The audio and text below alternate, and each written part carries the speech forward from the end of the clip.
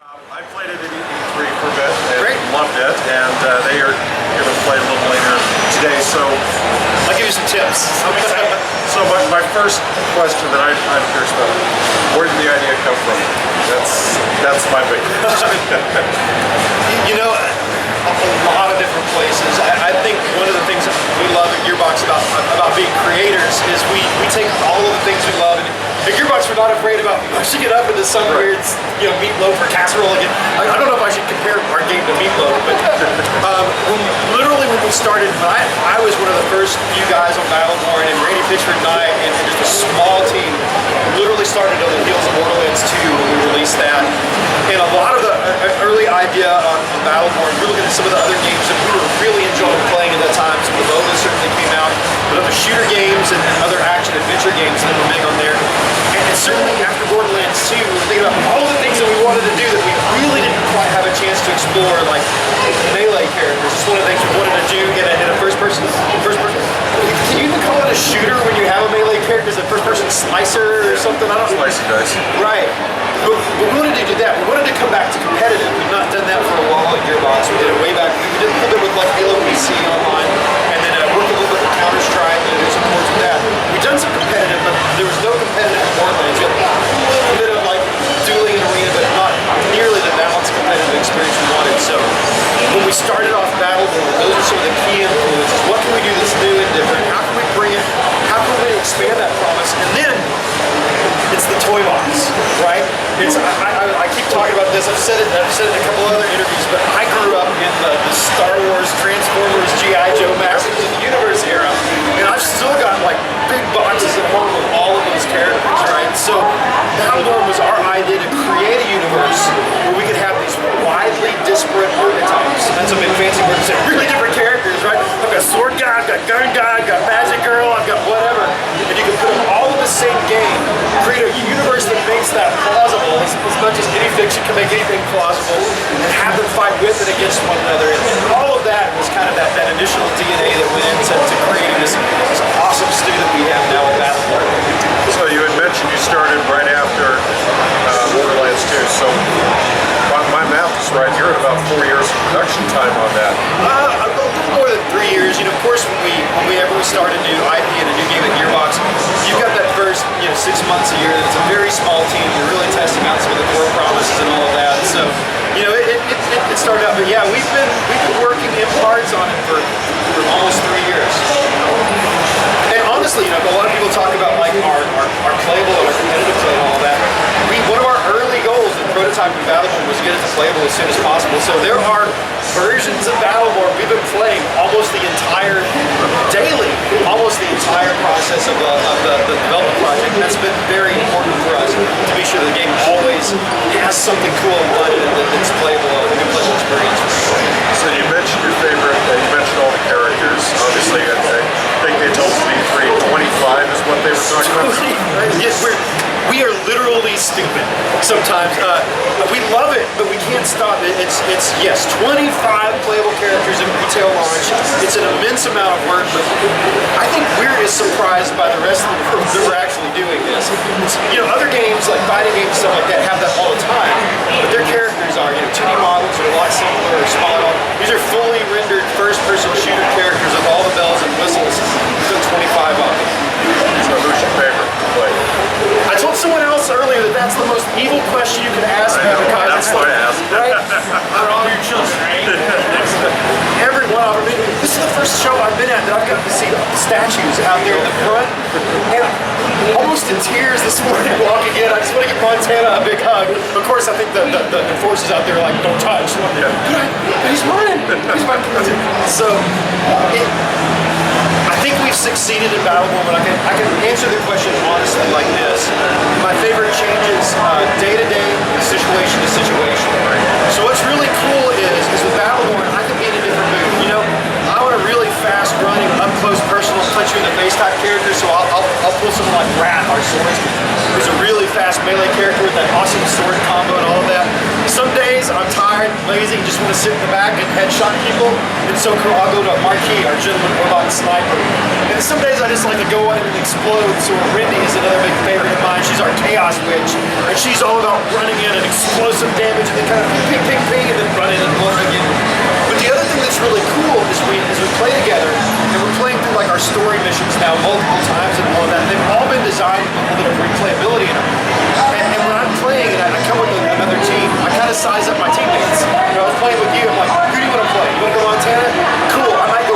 so I can give you that kind of healing, tank kind of combo going on. If you pick Marquis, then I'll go like Wrath and BB, someone that's up close and personal, so we can complement each other. And I think what's really successful is I have a lot of characters I love to play, but choosing how I play based on the maps or the modes I'm going to play or the team composition, it's really important. It really makes a difference in our game. So, well done, us. I guess a lot of favorites. Joseph, you had a question you wanted to ask about the What's been your favorite experience in this whole development, bringing your idea that's been trapped in your head to reality? What's been your favorite part of it or experience going on? So there's so many, right? Yeah. Honestly, I'm gonna sound like a broken record when I stick on characters, but in the Borderlands franchise, I worked a lot of Borderlands 2, touched Borderlands 1 a little bit, but every time we bring a character to life, there's something really special about that.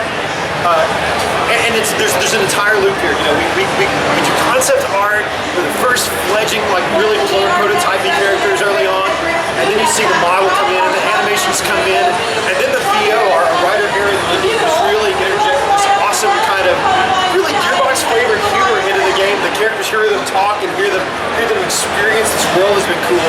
But I tell you, the most surreal, awesome part of it is being able to come to a show like this and seeing people cosplay our characters. To really see that we love a character, we like it, but to watch other people fall in love with our characters so much that they take the time to celebrate them by making costumes, wearing those costumes to a show and all that, that's really amazing. So the characters is that continual, and I think as you play Battleborn, I hope as people play Battleborn, I think that's the thing that will really come back. And a lot of different modes of play, whether you're competitive or story mission or whatever you play, a lot of different ways to play the game, but it's the characters that's our handhold to the game. Yeah. And getting it to fall in love with this personality and that personality and this strange being and that mushroom and this rocket hawk and that so many different things. That's been it for me. That's great, because I know that's what attracts me to a lot of games, especially the MOBAs that are out there, things like that. It's the characters that really pull you into the game more than anything. That's awesome. And I think what's great is you watch the people who play those games, it's like, I only play this character. This is my character. I will never choose another. If you ever try to make me, no. And even the guys like me that are like, I'm almost like ADD, like this character this day, this character this day, what do you do that day? But oh my gosh, one of the awesome things about being a game developer on a game like this, there are a lot of people working on this game, and literally every day, every week, there's a new little something that bubbles up. And those moments the characters first have their model and base set of animation, and you start running around as them in the game.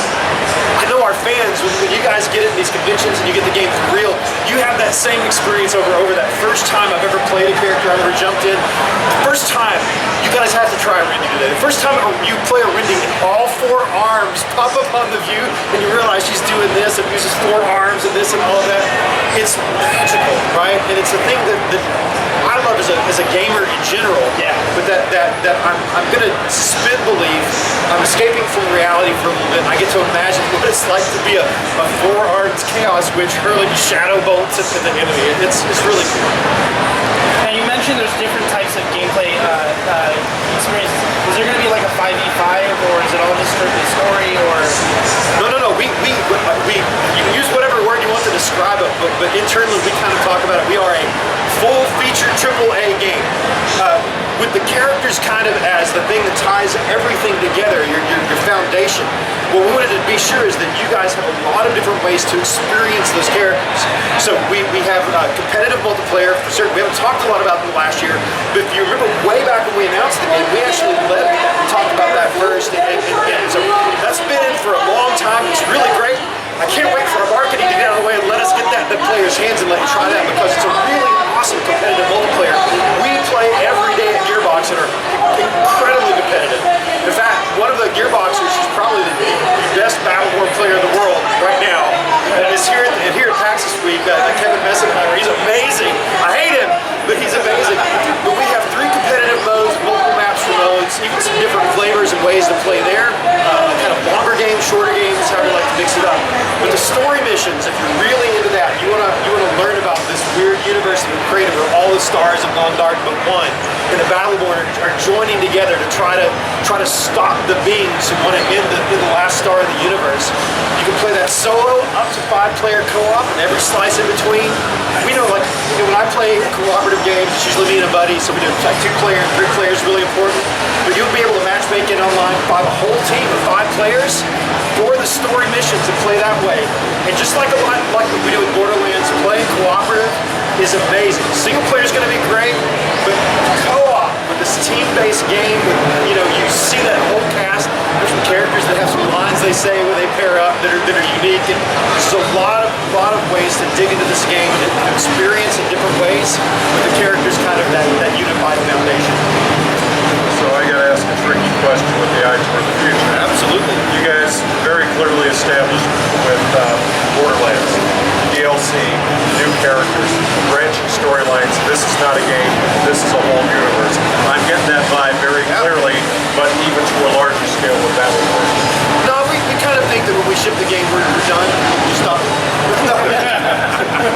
we love the universes we create in Gearbox.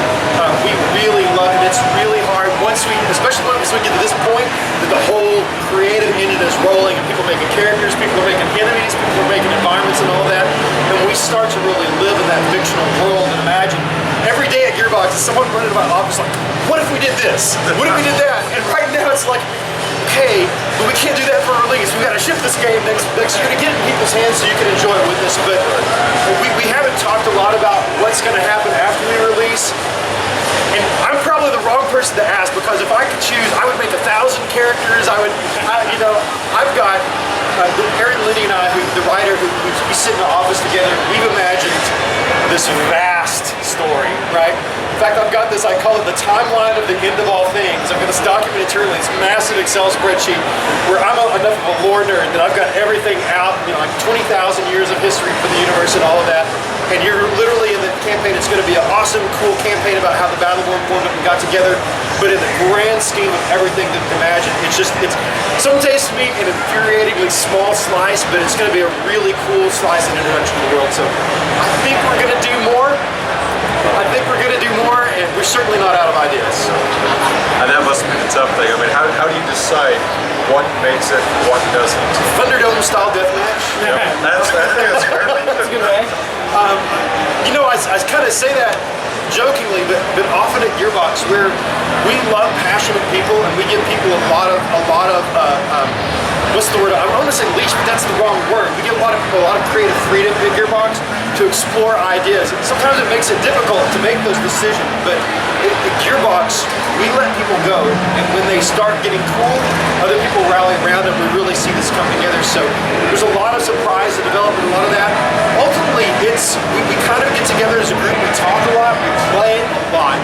Again, as a group, we play test the game in both competitive and cooperative mode. Every day, I bet at Gearbox there's probably 40 or 50 games of Battleborn being played, even on our development team in Crunch right now, every day, in different ways and different flavors, to try to get an idea of how it's going along. And every day we have that discussion. There's a point, we're pretty confident that we know at least what the release content is going to be at this point. There comes a point that just it's so much effort to create everything, and I'm not going to, you guys don't care about that. I'm going to preach you about, we develop, we're going to go home and cry ourselves to sleep because it's so hard, but at some point we've got to, one of my favorite quotes ever about creation is Peter Jackson on the director's cut of Lord of the Rings. He said, I'm never finished, I'm just out of time. Yeah. And we've had to come to that point a couple of times with Battleborn. We have great producers, Chris Brock and a few others that are back at the studio that just come to us with baseball bats and swords and says, decide today what's going to make the cut. And often in several of us that you know, groups of us that have a lot of investment along into the game get together and we make tearful decisions about what's going to make it. But there's a ton of stuff in Battleborn. Honestly, we've been very ambitious with the game, and I'm surprised about how much stuff it actually has made